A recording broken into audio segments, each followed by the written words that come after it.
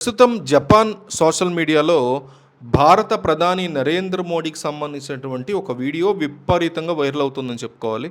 Japan ప్రముఖ నాయకురాలు భారతదేశ పర్యటనకి వచ్చినప్పుడు ఆమెను ఉద్దేశించి మోడీ మాట్లాడినటువంటి మాటలు అక్కడ పెద్ద ఎత్తున ఇప్పటికే చర్చకి దారితీస్తున్నాయి జపాన్లో. ఆమెను నా చిట్టి చెల్లెలు, నా సహోదరి అని మోడీ సంబోధించడం అనేది విశేషం అని చెప్పుకోవచ్చు. ఒక దేశ నాయకురాలను ఇట్లా పిలవడం మీద మన మీడియాలో కొన్ని భిన్న అభిప్రాయాలు వ్యక్తం అయినప్పటికీ జపాన్ ప్రజలు, మీడియా మాత్రం ఈ విషయాన్ని చాలా ఆత్మీయంగా తీసుకున్నారు అనేది మనకు అర్థమవుతుంది. మోడీ ఎంతో క్యూట్గా మాట్లాడారు అంటూ జపనీస్ భాషలో సోషల్ మీడియా అంతా కూడా మెసేజ్లతో, ట్వీట్లతో నింపేస్తున్నారు అక్కడ జనాలు.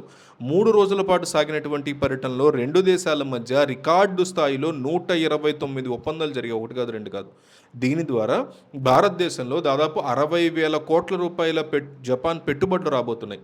ఈ అన్నా చెల్లెళ్ళ బంధం వెనక అంతర్జాతీయ రాజకీయాలకు సంబంధించి ఒక లోతైనటువంటి కథ ఉంది అని చెప్పుకోవచ్చు. జపాన్ మాజీ ప్రధానితో మోడీకి, షింజో అబేతో ఎంతో బలమైన స్నేహం ఉండేది మోడీకి. ఒకరినొకరు సోదరులుగా భావించుకునేవాళ్ళు వాళ్ళు. ఇండో పసిఫిక్ ప్రాంతంలో చైనా యొక్క ఆధిపత్యాన్ని అడ్డుకోవడానికి క్వాడ్ కూటమిని బలోపేతం చేయడంలో అబే కీలక పాత్ర పోషించారు మాజీ ప్రధాని. జపాన్ తన స్వతంత్ర ఉనికిని చాటుకోవాలని చూస్తున్నటువంటి తరుణంలో ఆయన దారుణ హత్యకు కూడా గురయ్యారు. ఆ సమయంలో మోడీ ఎంతో భావోద్వేగానికి గురయ్యారు. ఇప్పుడు జపాన్ ఐరన్ లేడీగా పేరు తెచ్చుకున్నటువంటి తకాచి ఆ షింజో అబేని తన సొంత అన్నయ్యగా కూడా భావిస్తారు. సో ఆ బంధం రీత్యా అబే సోదరుడైనటువంటి మోడీకి ఆమె చెల్లెలు అవుతారన్నట్టుగా ఈ బంధం అనమాట.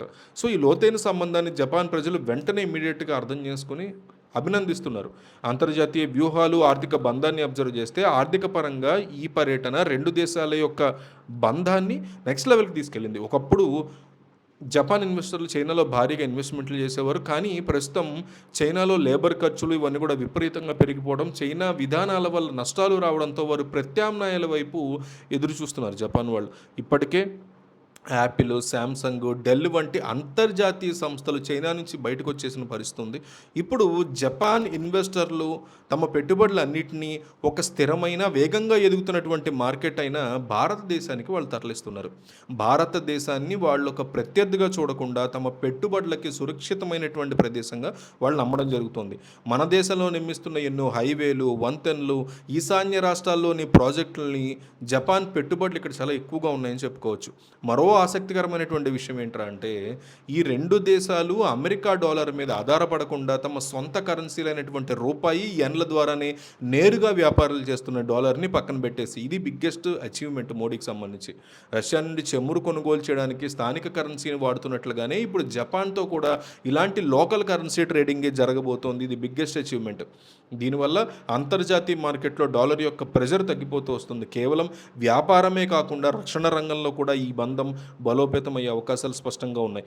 సాంకేతికంగా అంటే అడ్వాన్స్డ్గా ఉన్నటువంటి రాడార్లు, యుద్ధ నౌకలు, మిలిటరీ హార్డ్వేర్ సాంకేతికతని మేక్ ఇన్ ఇండియా కింద భారతదేశంలోనే తయారు చేసినటువంటి వెసులుబాటును కూడా ఈ సందర్భంగా జపాన్ మనకి కల్పించబోతుంది.